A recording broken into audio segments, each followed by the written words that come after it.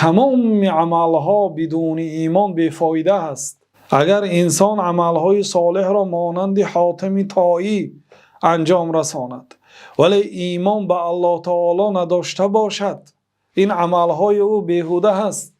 بنابراین به دخترش گفتند که پدرت مثل مسلمان ها عمل میکرد و اگر مسلمان میشد ما با او رحم میفرستانیدیم. از سبب آنکه او از دنیا کافر گذشت، یعنی ما با او رحم نمیفرستانیم. گفتم و وقتی که به باغ ام معبد وارد شدند گفتند که یا ام معبد من غرس هذه الاشجار، ای ام معبد این درخت ها را کی شناند؟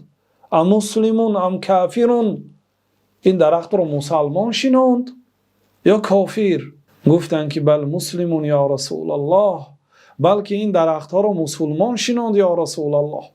بعد جناب رسول الله صلی الله علیه و سلم گفتند که ما یغرس المسلم غرسا او یزرع زرعا، هر درختی که مسلمان میشناند یا زراعتی که میکند مگر برای او روز قیامت اجر و صدقه نوشته میشد، خواه از او انسان بخورد، خواه حیوان بخورد، خواه پرنده بخورد، مگر در نامه اعمال مسلمان اجر نوشته بشد و برای او یک صدقه نوشته میشد.